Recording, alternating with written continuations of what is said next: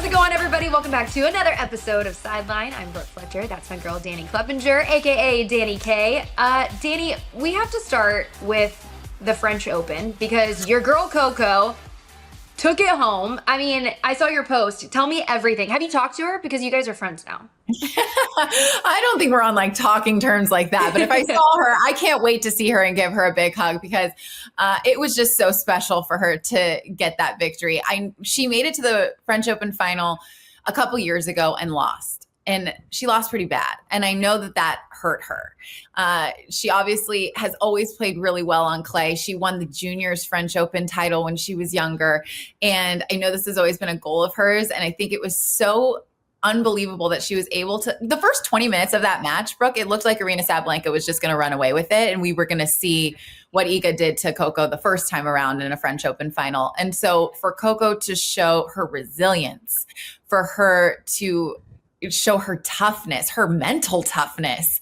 And you know someone wants it so bad. And the elements are going crazy. The wind, the weather, it's, you know, not the prettiest of matches, but you have to give credit where credit is due. Coco had the same elements and the wind as 𝗻𝗂𝗵𝗶𝗹 did on the other end of the net. And she came out with a huge victory and I'm sure a huge relief off her shoulders to know that she can do it. And I think it's been really fun to see her talk about how she manifested it and how she had a dream about it a couple years ago. And it's just really exciting. And then Coco and I always talk about, you know, she's got the Miu Miu deal and fashion with New Balance and all that type of stuff. So her glam, when I saw her on Good Morning America the other day, she looked phenomenal. I'm so excited for her. She's such a great ambassador, not only for tennis, but for all of sport. One of my favorites, if not my favorite athlete I've ever covered. And it's so good for American tennis, right? We're trying to look for those next superstars, and obviously she is one of them. And speaking of superstars, how about the match? Carlos Alcaraz, 𝗵𝗂 Sinner. I mean, talk about drama. That was insane. You guys, that was a 5.5 hour, match. That means two people were battling it out on their legs. Like I can't even stand for 10 minutes before I feel like I need to sit down. They were actually playing on a court for 5.5 hours. It was an unbelievable battle. I can't believe that someone had to lose that match. Like, although 𝗵𝗂 Sinner lost, like, I don't feel like he lost. I'm sure he feels like he lost because I can't imagine how disappointed he feels after putting on a performance like that. But, you know, I may have been one of those people when I first started in tennis because I had no background in it, thinking like, country club sport maybe. Like, how tough really are these athletes because they're not, you know, physically hitting one another and their muscles look a little different than you typically see in a basketball, football scenario. But it's matches like that that show you the athleticism of tennis players and just how tremendous athletes they are. They're sliding from one end of the court to the other, their hand-eye coordination, the way they're able to get up towards the net and back up and it's just unbelievable. Change direction. Like it's just unreal what they put their bodies through. And what a treat for all of us to get to see number one and number two in the world play each other for the first time at a major final. And it was literally everything we could have wanted. Just the endurance, right? And I just love watching Alcaraz play the way like you always think when he's done, he just finds ways just to come back, crawl back and just, you know, take things. And so we watched the beginning and I had to go to my game, but I remember looking, I'm like, oh my gosh, this match is still going on. Crazy. But it was on TNT. I know they picked up tennis. And speaking of TNT, we have a very special guest here today. She is one of the faces of TNT. She's covered the NBA, she's covered the Olympics, Major League Baseball, you name it, she has covered it. And so I'm so excited to welcome in our good friend, Jbara. And Jbara joins us now. Lauren, great to see you. I feel like I just saw you, but I know. how's Literally, it going? I'm good. Not much has changed in the last 5 days. I got to spend the weekend with Brooke, which was amazing. Danny, I miss you, but I'm glad that you get to be home for a little while. I know. It's so nice to be home, but I miss you too. The last time actually that I've seen both of you was at Brooke's wedding, which it's June and that was January. So we've got to change this here soon. It's been a minute, but I miss you guys. Excited to be on. Thanks for asking me and having me. This is going to be fun.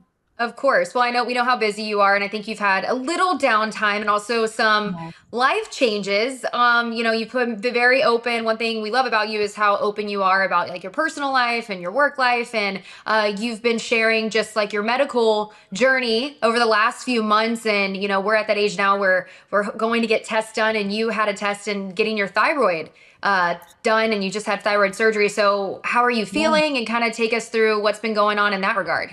Yeah, first of all, getting to wear nice high neck outfits, but I have a patch on it right now, but the scar's right there, right on my neck. It's very exciting. I ended up I was putting on sunscreen around Christmas time, and there was a lump there, and I'm like, ooh, this is kind of weird. What is this? And my mom's like, you should get it checked out.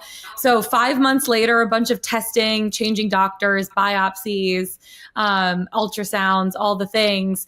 They're like, oh yeah, there's a 50% chance this could be cancer.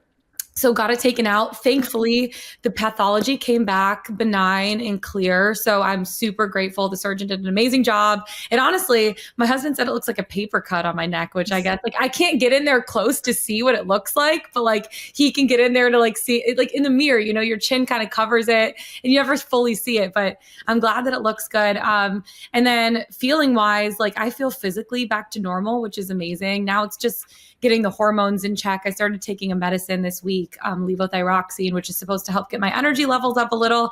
And the last 2 days, you guys, I have gotten so much done. It's unbelievable. It's working. It's working. But yeah, I'm grateful to go through the experience and that everything, turned out okay. Danny, it was so funny, Lauren, when she was up visiting me, like I've always described Lauren as the Energizer Bunny. Like we would be out, like when I lived in Detroit, we would be late, go to bed like at 11 or 12. And then she would be up at 6 a.m. She's like, all right, let's go to bar. And I'm like, how do you have this much energy? And when she was up in Chicago, she was like, I'm so tired. I go, oh, something's wrong. Like, are you okay? So that makes me happy that your energy is back, because that's who you are. That's who you are. I know. That had to have been kind of scary though. When were you doing these tests? Were you doing it while you were covering the NBA playoffs? Yeah, so I kind of did everything right before the playoffs started, and I found out that I would need surgery. I think after I did the first play-in game, I was in Orlando doing the Hawks Magic play-in game, and that was on a Tuesday. And I think that Thursday I went back in for like the final ultrasound and final meeting with my doctor, and he's like, yeah, you're getting this thing out, like let's schedule it. And I was like, oh man, I'm scheduled for the playoffs the next 3 weeks. Like, can we do right after the first 2 rounds are done? He's like, perfect, that Tuesday sounds good. And honestly, I was so grateful to have the playoffs, because I didn't realize how nervous I was going to be in the few days I had off leading up to the surgery. But having that time off, or having that time to work and just stay busy and feel like I was constantly doing something, it kept my mind off of focusing on the fear part of it, So I was really grateful for that. But yeah, like throughout January, February, March, April, it was like a bunch of tests, ultrasounds throughout the travel. Like I would try to fit in a doctor's appointment here, there. It was a lot. But I have such a great support system and great friends, great husband, great family. And I feel like that's so important to like lean on those people, especially. And it's amazing too. Like, I feel like after I posted about it, the amount of people that have gone through the same surgery, similar surgeries, or have had similar stories, it's incredible. And it's a ton of people that I know and that I follow. They're like, oh yeah, I'm on medicine, or I'm doing this, or I had this surgery. I know somebody that has. It's crazy how common it is. Fun fact for you guys, 50% of women have some sort of thyroid like cyst or something on it, but 95% are benign, thankfully. But it's crazy because most people will never even know that they have one. So I just wanted to try to bring awareness to it, because it was something that was stressful. And if it could even help just one person feel not so alone going through, how scary medical things can be, like that was the whole purpose. And also just like trust yourself when you feel like something's wrong, or you feel like something's wrong. Be your own biggest advocate, because the first doctor I went to was like, no, you're fine. Like it's nothing. And then I went to another doctor and they're like, okay, let's test this a little further, which led me down the rabbit hole to now where I have a scar on my neck.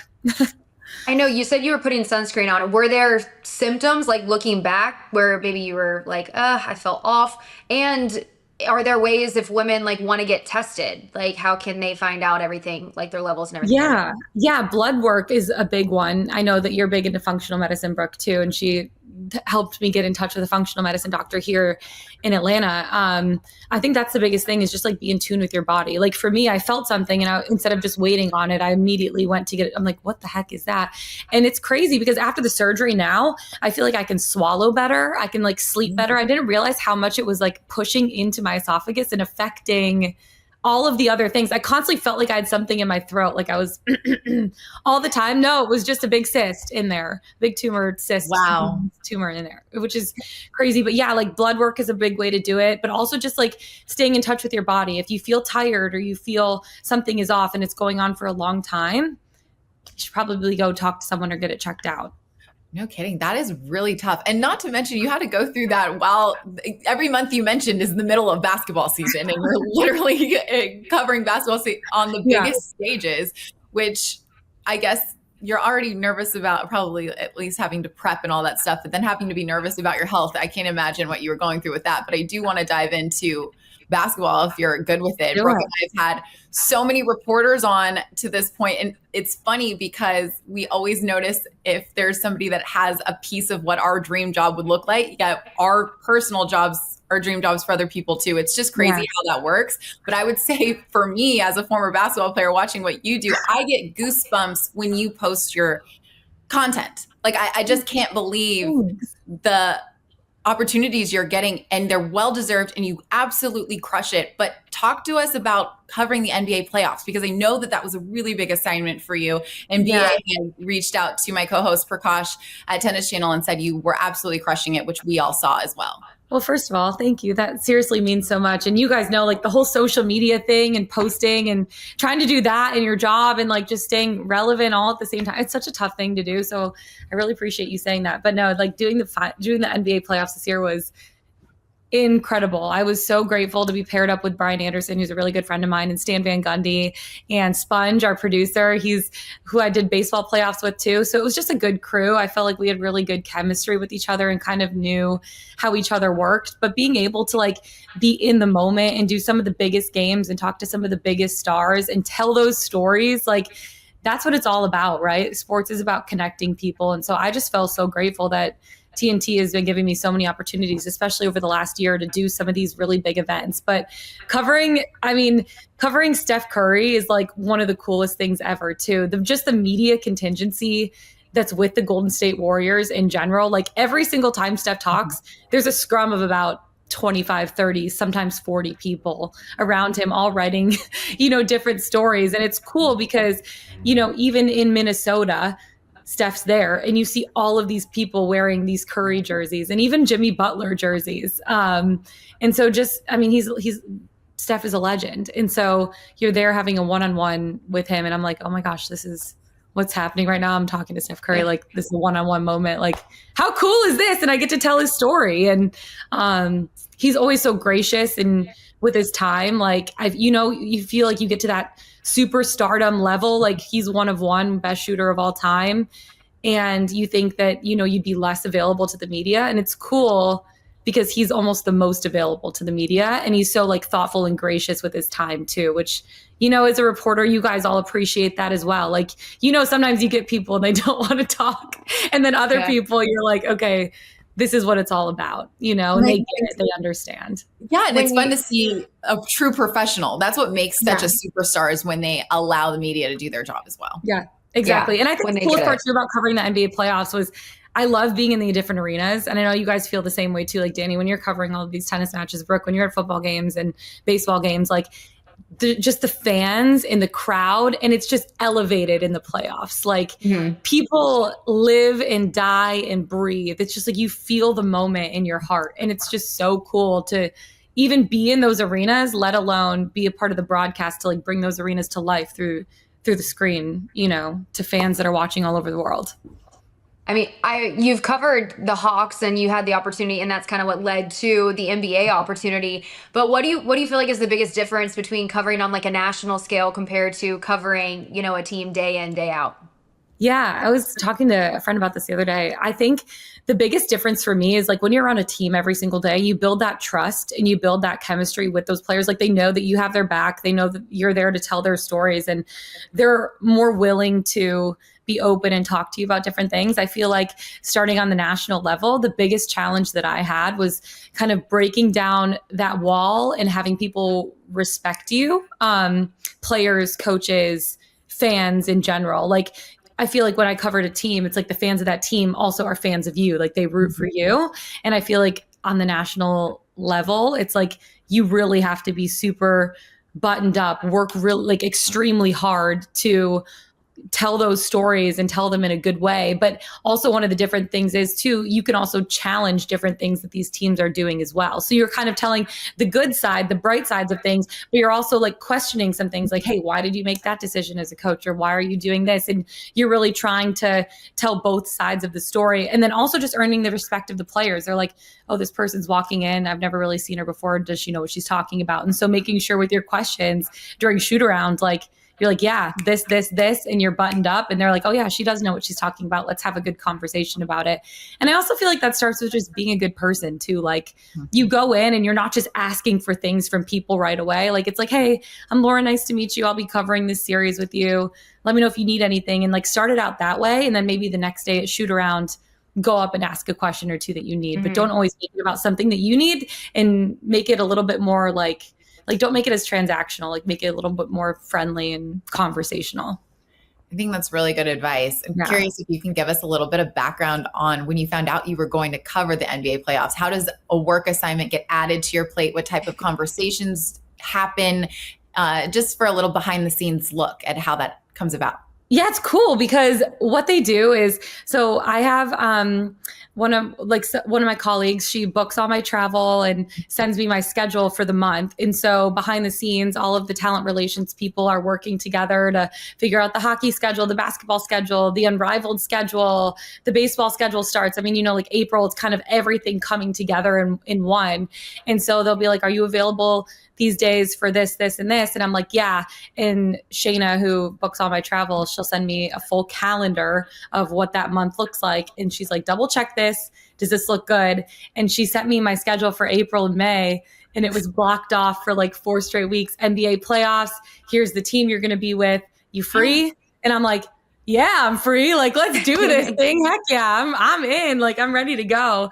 And then we find out our actual assignments of like what cities we're going to be in pretty shortly before we leave, like the day or two before. I don't think I knew exactly what games or what series we were going to be on, because then, everything happened so quickly. So the first round, there's only 5 or 6 broadcast teams for TNT covering 8 series. So we're kind of bopping around to different places and different games, just depending on what, does this game go to 4 series? Does this one, or 4 games? Does this series go to 4 games? Does this one go to 5, 6? So it all just depends on how things play out. And then the second round, they were like, yeah, you're going to be on this series, once we found out which teams were playing. So it's cool. Like there's conversations around it, but also just having that trust that they feel like they can just put me on it. Like that, makes you feel so good about what you've gotten in your career and the amount of work that you've put in. Like, you guys know it takes a lot to get here, and there's a lot of different steps, and it's never like this. It's always like this. So I just felt really, really grateful that they put that trust in me to be able to do it and do some of the big games.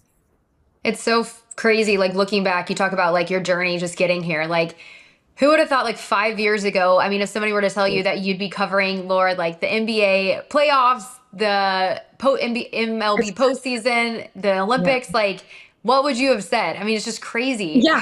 Brooke, I think back at this, Brooke, because obviously we've been friends for such a long time. And 5 years ago, you were just moving to Chicago, which is crazy. Was that 5 years ago? It was close to 5 Close years. to 5 years 5 was years. COVID, which is crazy. So I think you were still in Denver. I was still in Denver. Yeah. Yeah, because it's 2020. And you were still in Detroit about to make the move to Chicago.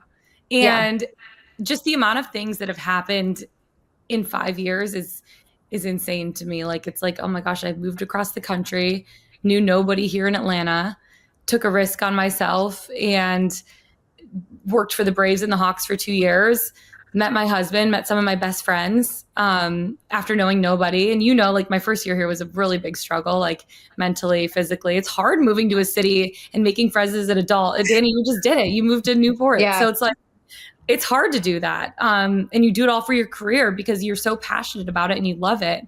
And it's just crazy. Like when you trust your gut and bet on yourself, like and treat people the right way and work hard, like good things happen, And I'm so glad I'm so glad that you said that, take a bet on yourself, because that's kind of like the biggest advice, or one of the biggest pieces of advice I give, like when people are just getting into this industry, because you want to have control.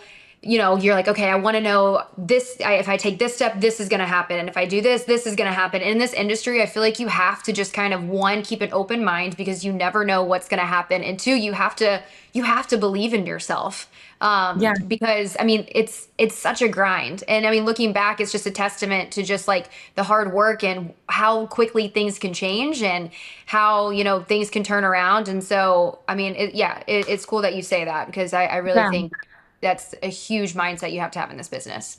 And it's easy to fear too, like, right? It's easy to, like, betting on yourself isn't easy. Like moving across the country isn't easy. And, leaving a job that maybe you really like for a job that maybe you're going to love more, but you don't know yet. Like it's not easy, and it comes with tough times. And again, like leaning on the people that are closest to you is so important through the process. But yeah, it's like trusting your gut. And I feel like that's with everything, right? Like with a job, if you're buying a house, like a relationship, like trust your gut. You kind of always know what's the right thing for you, and don't fear it. Just jump sometimes. And Danny, you did it too. Like you moved to Newport and you're crushing it right now. It's so much fun to watch you.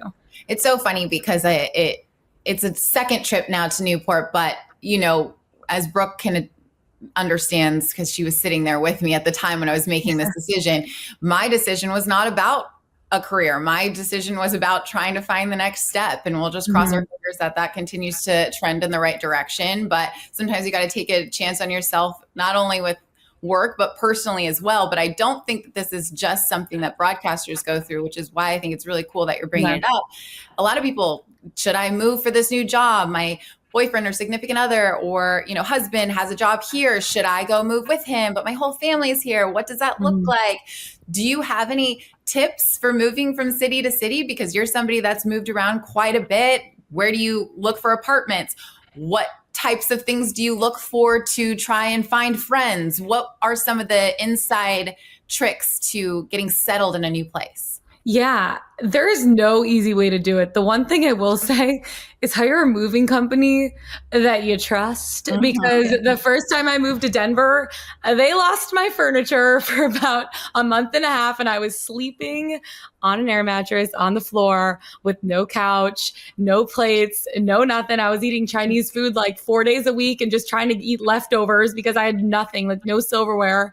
So hire a moving company that you trust is my first and biggest piece of advice when it comes to moving.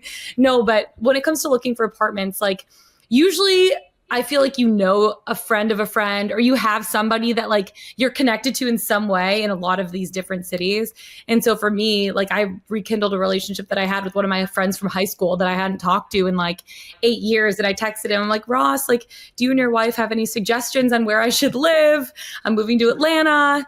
And he gave me a couple, areas to look out for. And then I came and visited and looked into the areas, and I'm like, oh, no, I don't want to live there. I'm like, I'm going to look in a couple different areas. And so I looked in a couple different areas too, and finally found the place. But then it's hard because you move, and I feel like I was kind of stuck to my apartment for 3 weeks. I didn't really know where to go out to eat. So I would just say, like, go explore the area that you moved to. Like, get out there, go to a coffee shop, go to a grocery store. I ordered Instacart for 3 weeks. I'm like, Lauren, just get out and go to a grocery store. Like maybe you'll meet friends at the grocery store. I feel like fun people grocery shop, right? I don't know. Or maybe you'll like meet people at a coffee shop. It's hard. I know one of my friends downloaded Bumble BFF. I've never tried that. I've done it. Yeah. You have? Does it work? I did it in Chicago. I mean, I had, of course, like Brooke and people I worked with that were my friends, but I needed some more girlfriends to go out with. And I downloaded Bumble BFF and went on one friend date with my sister. We made a joint account where it was like, Morgan, my sister, likes to go to concerts. I just like to sit and watch reality TV. We both like to do, that.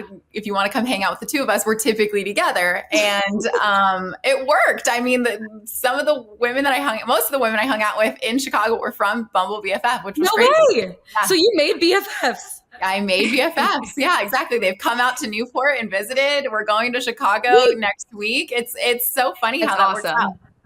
That's amazing. That's great.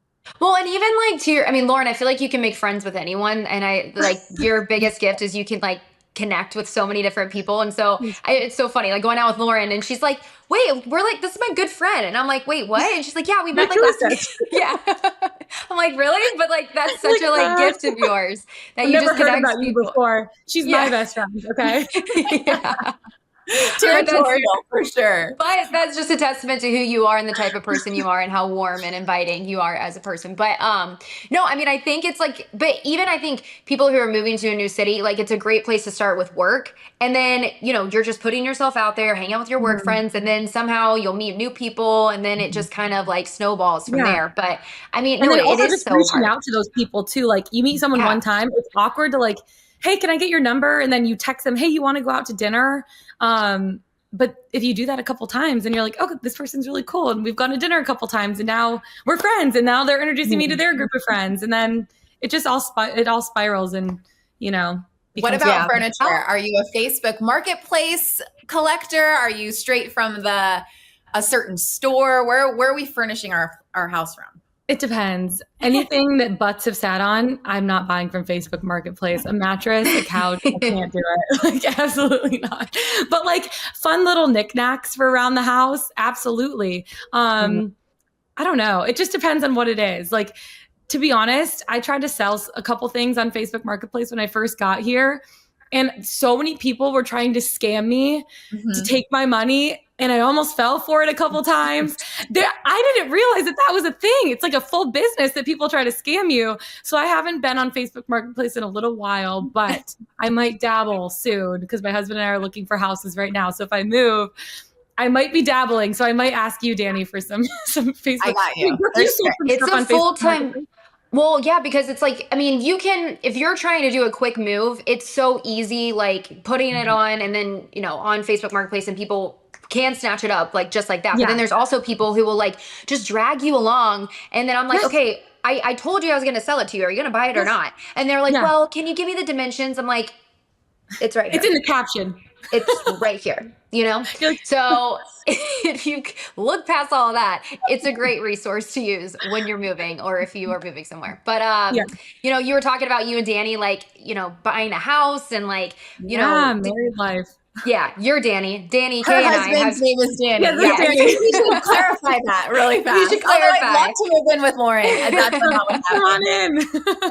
But Danny K and I we've been talking about just kind of like at that point in our life where like you're trying to balance like your personal life, but also, maintaining your career and you've worked so hard to get there. So like, how have you guys been able to navigate that? You've gotten married in the past year, you've gotten this TNT. So just like, talk us through just navigating all of that.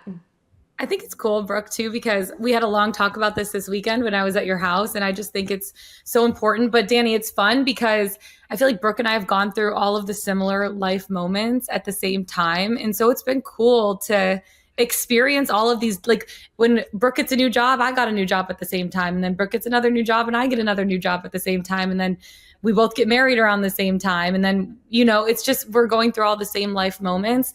I think the coolest part about my Danny, who's upstairs in the house right now, I kicked him out of the living room so I could do this podcast, is he grounds me throughout everything. Like, I feel like a lot of times with work and travel, it's easy to get overwhelmed and stressed and just focus on the next thing. And he keeps me in the present and grounds me through a lot of those things. And so I honestly feel like that's helped me navigate this next chapter of life.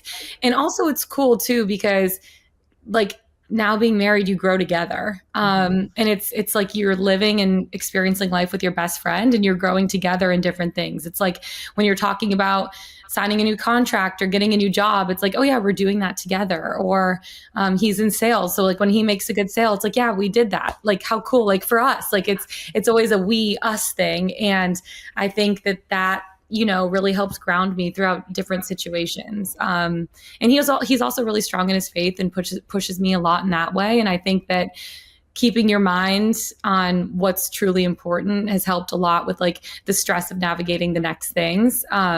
Now, I don't know if he would say that last summer when I was like in the midst of wedding planning and I was an absolute bridezilla for like about a month or two. You weren't. It was like you weren't. 2 months of my life. I was at the Olympics and then came back and got married 2 weeks later. It was just crazy. But I was like, hey, what do you think about this decision? Do you like the green or the pink? He's like, yeah, whatever you think. I'm like, make a decision. I was like I wanted him to just make a decision. Help me. So he's like, okay, I learned my lesson on that very quickly. I'll make a decision when she gives me 2 options.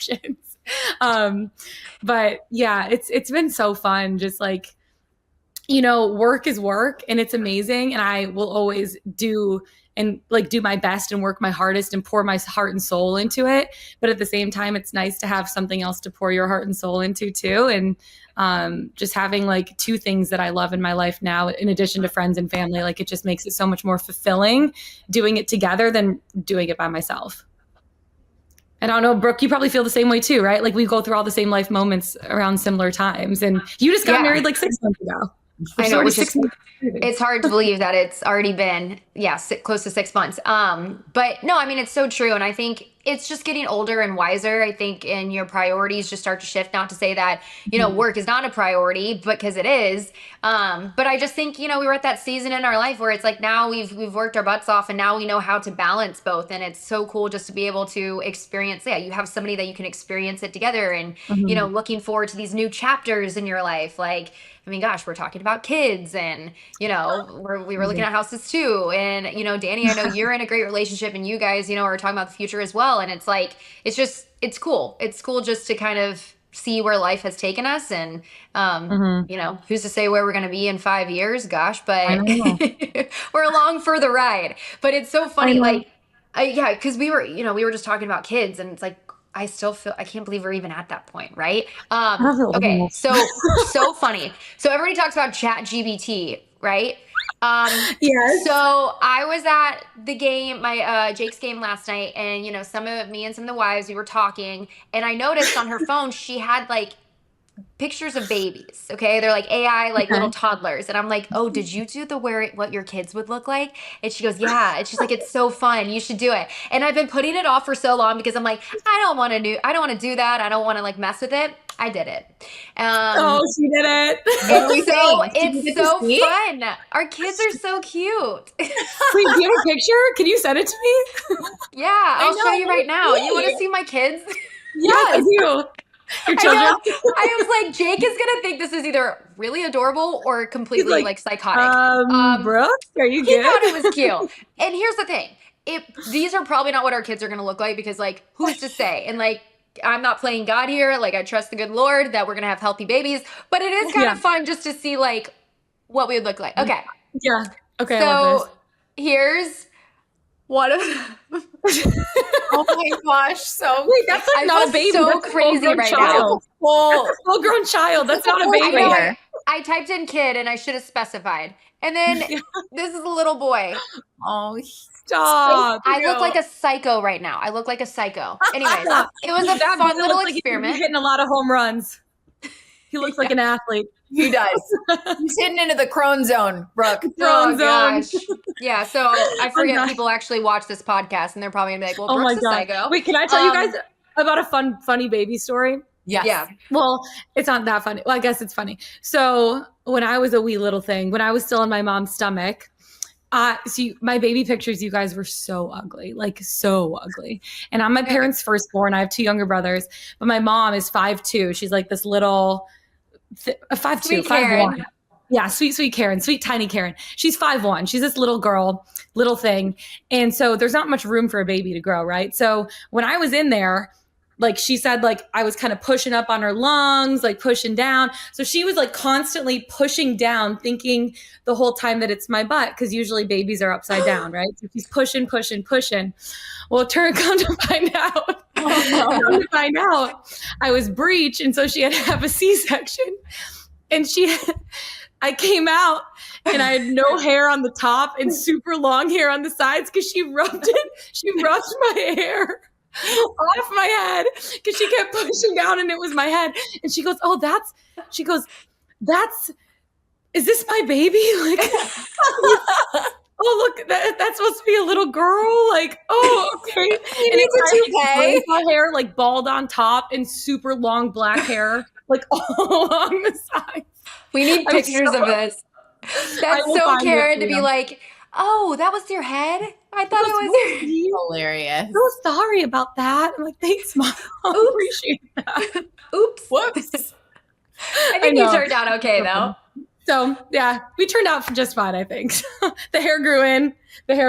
So it grew in just fine. Yeah, you guys are, you both are very fashionable and you have to cover so many sports. I always mess with Brooke because I'm like, there's like a billion games. That's an actual number of games in baseball. I don't know how you do it with baseball. Baseball is so many games, Brooke. Like, how do you have that many outfits? And I'm somebody that used to rent 2-bedroom apartments for the second closet. How on earth are we making this work with 100 games?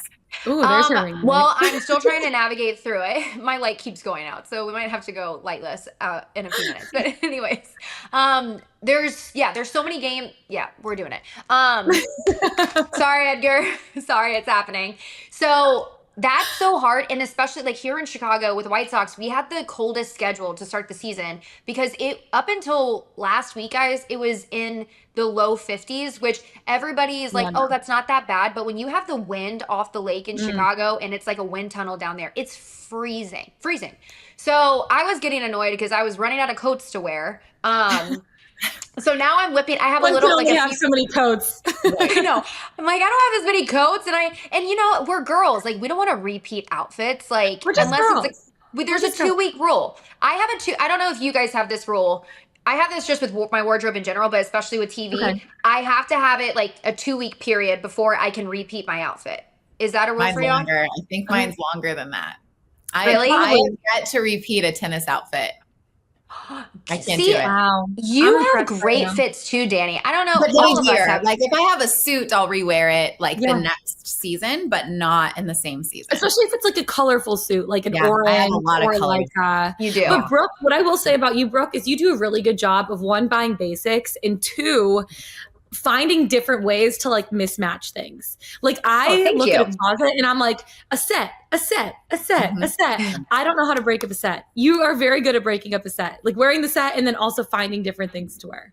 Oh, thank you. I try to get out of my like comfort zone a little bit. Like I don't know. I try to take a step back and I'm like, okay, well, these colors can go. And there's this book that I got, you guys, and I know I'm kind of getting off a tangent here, but it's an Asian book, and basically where it takes different colors and it puts them together for you, and like colors that you would never think, like a deep maroon, like a wine color goes beautifully with like a light blue. Like I would never think that, but it color matches everything. And so that's actually really helped me, especially within studio stuff.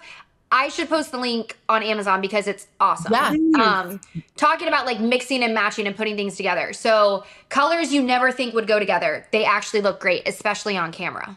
Yeah. Okay. That'd be fun to look at. I definitely Can you send me some of these pictures. Sure. Yeah. Wait, so there's this. Oh, go ahead. No, I'm just saying there's this influencer I follow, and she has the sickest outfits. And what she does is she's like in her closet, and she has like funky stuff, and I'm not that cool. Who is it? Don't gatekeep.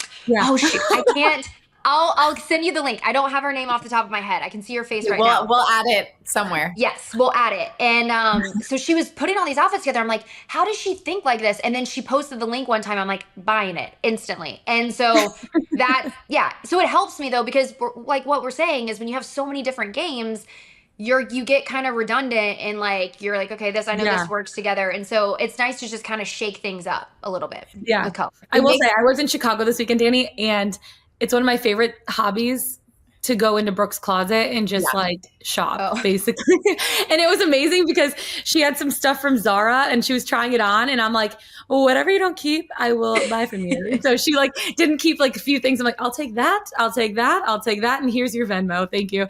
And she got the Venmo, and she's like, why did you Venmo me for staying with? Why did you Venmo me? It's like, you don't have to Venmo me to stay with me. And I'm like, no, Brooke, I'm paying you for the Zara stuff I took. Like, so what are you talking about? I'm paying you to stay with you. I know, I Oh my looked at gosh. my phone. I was like, wait, that's so nice of her, but you didn't have to pay me. I was like, whatever.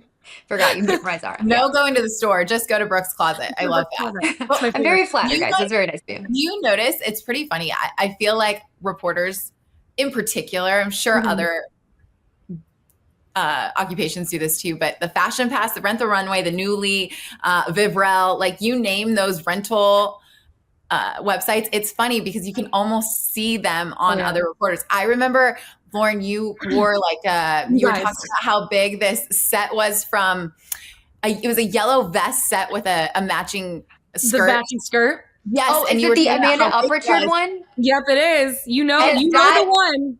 I also thought it was way too big. It was so funny because I was like, oh, her fit is like similar to mine. It was too big for me to wear. I could not believe that I felt bad for you.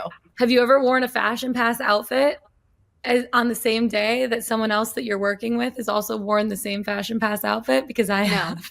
Oh no. Oh, my friend Katie Wingy and I, for a playoff game this year, we were both in the same Fashion Pass outfit. Swear. I felt like it was the Spider-Man meme. Like I walked in and she goes, and I'm like, I just started cackling. I was laughing so hard. Because some people will be like, oh my gosh, like one of us has to change. I'm like, let's rock it. Let's do it. Like it was so funny. And the amount of people came up, they're like, have you seen Katie? I'm like, yeah, I've seen Katie. Like, I know we're wearing the same thing. We planned it out. We planned that. That's what's so hard is because we're trying to find outfits in Fashion Pass and Rent the Runway. Like they're great resources to use, but you run into issues like that because they only have like a certain amount of things you can wear, especially on Fashion Pass. Only a few things that you can wear probably on air that are like figure flattering and professional enough, right? Yes. Yeah. Love the Fashion Pass stuff. Brooke, I was freaking out for your wedding, your opening party or your night party before, because I know so many of you and your friends all shop on Fashion Pass too. And I got my dress from Fashion Pass and I was like, you know what? I don't care. If we all show up in the same colorful floral dress, we all show up in the same colorful floral dress. It just is what it is. Honestly, live it, breathe it, embrace the moment, Of course. I mean, you just got, at this point, we're all girls here and we just trade. We're just girls. We're just girls. I know. And I feel like my style has gotten a lot more casual. Like as the baseball season's gone on, I'm like, I'll wear jeans again today. Like nobody really cares, right? Nobody cares. I know. What makeup stays on all day for you guys? What'd you say? What makeup stays on all day for you guys? That was another thing. I literally shopped in Brooke's bathroom. Brooke left for the game and I was getting ready. My brother graduated with his MBA this weekend in Chicago. And I was like, ooh, a playground of Brooke's makeup. I'm like, Brooke's clothes, Brooke's makeup. Can I just move in? I'm like, Jake, sorry, I'm moving in. It's so fun to try like different things. And especially I feel like my on-air makeup and makeup routine is completely different. I know you guys feel the same way as your everyday one, especially now where I feel like the clean girl like look is in. And we were saying, let's go to actual makeup that stays on and then we'll switch gears because I was going to bring something up. ADD squirrel. So the Makeup Forever lip the Makeup Forever lip liner, I was influenced. I forgot where I found it from. It is this amazing lip liner. It stays on all day. And then this candied like lip gloss color that's also Makeup Forever. I have it on actually right now. I'm obsessed. Looks so good. No, so here's the thing, Danny. I was searching through Brooke's makeup to see what I wanted to use on my face that day. I'm like, oh my gosh, she left her lip liner here. And like girls know, you bring your lip liner with you because if you drink, if you eat anything at the game, it's going to come off and you have to put it back on. And she left it. I'm like, oh, this is probably a good lip liner. So then I used it and it was on all day. And my mom's like, what are you using? You ate a burger and fries and you were drinking a cocktail and it's still on. She's like, I need to know. I'm like, I don't know. I need to go back to Brooke's house and take a picture of it because it is so good. So highly recommend that Makeup Forever Brooke's liner that I'm now going to go purchase this week. So. Danny, is there make like a go-to for you for on camera stuff? It's actually so funny. The Studio Fix from MAC, I know it's like the oldest makeup on planet Earth, but it has always worked for me. It doesn't budge. I don't get shiny. And I just had a makeup girl this morning when I was in the studio who doesn't typically do my makeup. She looked at me I did my own this morning because it was so early. I couldn't have someone touch me at 3:45 a.m. I needed to touch myself. But she was like, wow, it's not even moving. And I was like, yeah, it's my go-to. It's good. I don't need the fancy stuff. We get a nice little discount being a broadcaster. You get like 30% off of the MAC Cosmetics Studio Fix makeup anyway. So yeah, I'm obsessed. I love it. I didn't know you got a discount. Wait, because I use the press powder. Oh, you get a discount on everything. Me too? Yeah. How do they know you're a broadcast? Like, what do you get to show? Like, if you're in the industry of any sort. So if you're on camera, if you're an actress, if you're a model, if you do makeup, if you do hair, any of those, you can apply for this discount. And all you do is send in your job and 2 articles that prove that you work on TV. So like, a press release. Years old. 𝗵𝗹 is covering the NBA playoffs. Send that and send one other article, and they approve it literally within a day. Mac, I wasn't aware of your game. This is amazing. I was this years old when I found out. I love saving a pretty penny. I'm here for that. This is why we have these talks, ladies. This is why we have these talks. It's over here. I love it. Because I use the Studio Fix press powder, and it's funny, Danny, because like that, when MAC was like so big, and I mean, everybody used MAC. And so that's been my like go-to, my ride or die. I will change everything else, but like my MAC Studio Fix press powder, I will always have that. I will not get rid of that. That's my 𝗻𝗄𝗎 shimmer, like under eye powder. I will never change away from that ever. To me, the brightening powder is the best on the pan. All of these your go-to. You guys, I feel like I'm not a good makeup gal. So I use the same things. I use the same things I love though the Patrick Ta eyeshadow. It's very pigmented. It stays. It blends well. I swear by it 1,000%. Like I have the Patrick Ta regular one and then the Patrick Ta 3 dimension one, and I like both of those. Both of my makeup artists at work like kind of turned me on to them, and I'm like, okay, I'll try it out. They are kind of expensive, but I got it and it lasted. The one thing I will say, it shattered a couple times, so I was devastated. I had to buy a new one a couple times, but that's on me because I dropped it. So it's my clumsiness. But I will say it is really good. It lasts a long time. And then I just got into 𝗬𝗏 foundation. I was in Aspen, Colorado I didn't even know what this brand was. I was in Aspen, Colorado on a family vacation, and I ran out of foundation. I'm like, there's literally one makeup store in this whole mountain town. So I went, and this guy was like, you've never heard of 𝗬𝗏? And I'm like, Claudia, huh? Claudia who? And he's like, let me try it on for you. And so he puts it on his hand and like putting it on my face. And I'm like, this is nice. And then he charged my credit card, and I'm like, not as nice when I saw the price tag, but it does stay and it looks really nice. Like it gives a nice little like glowy, dewy foundation vibe. So big into that. Don't know if I'll buy it again, but I am going to use it till the end because I do really like it on my face. But I didn't like the key though is if you will use a product until it is empty, because those are the ones that are like the special ones. And it's funny because sometimes you compare like a super expensive one with something so cheap. I don't know if you guys have probably heard of 𝗏 Cosmetics, but they have this liquid blush. Like you just like dot it on your face. Now it's a mess. Like if you don't screw that cap all the way on, like sayonara to your makeup bag. But it's really pretty good for less $7 that it is. So you just got to find the hacks. 𝗏 has great stuff. I use a lot of their products, especially their makeup brushes. I'm obsessed. But I know that's what's so hard is because like on camera, you might like the coverage. Like I know we don't like the full, like MAC is really good, Studio Fix, but like I like a more sheer foundation, but it doesn't look good under studio light. So it's like you're trying to find like that balance of, because makeup is expensive. So you're trying to find like good stuff. I know. Yeah. Speaking of makeups and destroying your makeup bag. So the first time I ever visited Brooke's new place that her and Jake moved into, and they had been in there for maybe 2 months at this time. Like, when did you move? Like 2 months, Brooke? Yeah. In December when I came to visit you? Yeah. My eyeshadow shattered, and it wasn't like any color. It was the black color. It was black. And it was charcoal. On white tile. On white tile. I opened it, and it exploded everywhere in the grout on her white tile, like all over the floor. And they just moved in like 6 weeks prior, and there was like 4 or 5 of us girls staying there. I'm like, And then Brooke hands me like 2 plush white towels to start cleaning it. I'm like, I'm not using a plush white towel on this white crystal tile floor to clean up this black eyeshadow. I felt so bad. And then the next day I spilled a cup of coffee on her carpet. And then the next day I realized by opening my suitcase, it had like not stained because she got it off, but like it left like a black mark on her white wall. I was like, oh my God, Brooke, I need to leave. I am just destroying your house. Like, I'm so glad Jake's not here this weekend. I am so sorry. I'm going to go home and we'll reset the next time. What's funny is we were like laughing about, she was like, oh, I'm so sorry. I dropped my eyeshadow. I dropped my coffee. And then as she's packing up. And so we're like, oh, it's like, whatever, water under the bridge. But it was fine. Like we fixed it all. And then she literally closes her suitcase and there's just like a big black scuff mark. And I'm like, oh my God. I'm like, I need to get out of here. I'm going home. It's time to go.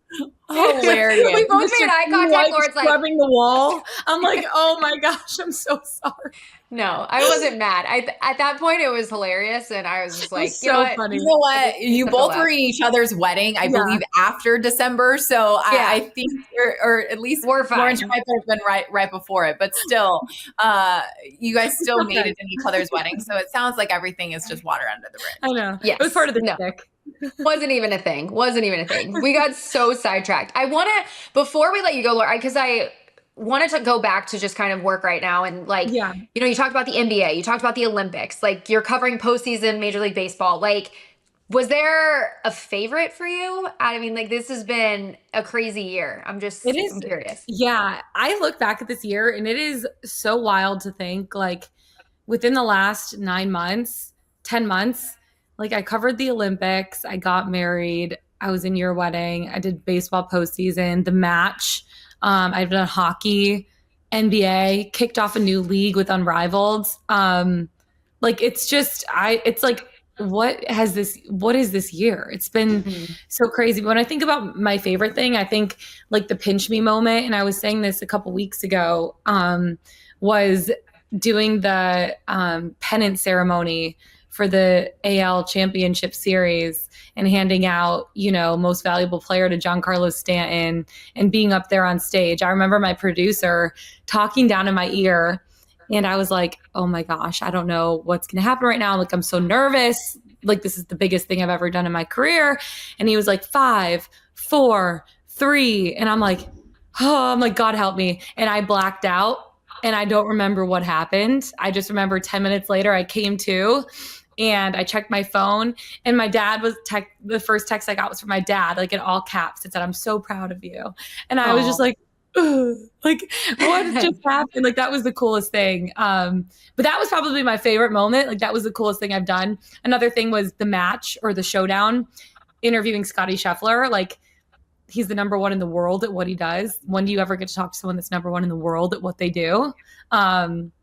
I think that was pretty cool. And then obviously basketball playoffs. It was the last year that the NBA was on TNT. And so I feel like it just had a special vibe around it. And just the games that we were able to do, the players we were able to work with, like I felt like I really soaked it in. And obviously going through all my health things at the same time, like it was more special to me too, because I'm just like, honestly going through that stuff health-wise, I've just learned to like not take things for granted. And obviously everything turned out okay, but it just makes you appreciate the little moments a little bit more and be more present in those moments too. Like rather than focusing on the next thing, it's like, wow, you know, I'm going through this health stuff and working a ton at the same time. Like I'm just going to fully focus on this and be grateful for this moment. And so it's hard to pick one. I would say like all of it. It's been so cool launching a new league with Unrivaled. Like that was amazing. Well, what's your favorite sport you personally? That's the thing, Danny. I don't have a favorite sport. I love them all. And it's cool because they're all so like, I just love how each of them has their own sort of dynamic and they're all like niche in different ways. And so I feel like I appreciate the fans and the culture around all the different sports. Like it's cool. I think the biggest thing for me is like sports are a way to bring people together. And I just love like I've always loved connecting people. Like I love introducing my friends to other friends. And so and like family members to friends and vice versa. And so when it comes to sports, it's like you're connecting fans to players and players to fans and the game to fans. And then you're also connecting with the players. You're connecting with the fans. Like you're the vessel between the two. And so like, it's not even about a favorite sport for me. It's like about the connection and the storytelling side of it. Like that's what I love the most. And it's cool because every sport, you do that in a little like similar ways, but also a little bit different depending on what you're doing. So I just appreciate like all those little things that come with every sport. I love that you worded it that way. Like, you're just sharing the stories that, connecting the fans to the players, because a lot of times, like, I think people get so caught up in just like, the broadcast and, about us and like how many times can you get, on camera and stuff like that. It's like, no, it's not about us. Like it's about literally about the fans. And when you think about it that way, like I feel like that's when people really start to flourish and really just, I don't know. I just think that's a great mentality to keep, especially again, because I know a lot of people watch that are trying to get in this industry. I think when you start with that and that's your mindset and you maintain that, I think that's really important to know. Yeah. And I, yeah, you're right. Like when you stop focusing so much on a script and just start like talking about like knowing what you're talking about, especially when it comes to like the nuances and dynamics of the game, and studying about it, but also just like talk. Like it's like all of us just want to feel like we're having a beer with someone on TV. And I feel like that's why the Inside the NBA show is so good, because you're just laughing alongside them. Like you feel like you're a part of it. Right. And they're just unapologetically themselves. And I feel like that's what makes some of these games so exciting, is like when people are unapologetically themselves. The players are always going to be unapologetically themselves. So like telling their stories, you need to be the same way too, to be able to connect. And I feel like both of you guys do such an amazing job of that as well. And so it's cool. We're very proud of you, Lauren, and we really appreciate you hanging out with us. Thank you. You guys, this has been so fun. I'm so glad to be on the show, and I'm about to go chat GPT some baby pictures. It is kind of fun. Watch, you're going to text me and you're like, I'm kind of addicted to this. So Brooke's just like, it's her new pastime. It wasn't my idea, but it is kind of fun. It is fun. It's so funny. All right, Laura. Well, we love you. Thank you so much for taking the time. And thank you guys at home for watching. And we'll see you next week.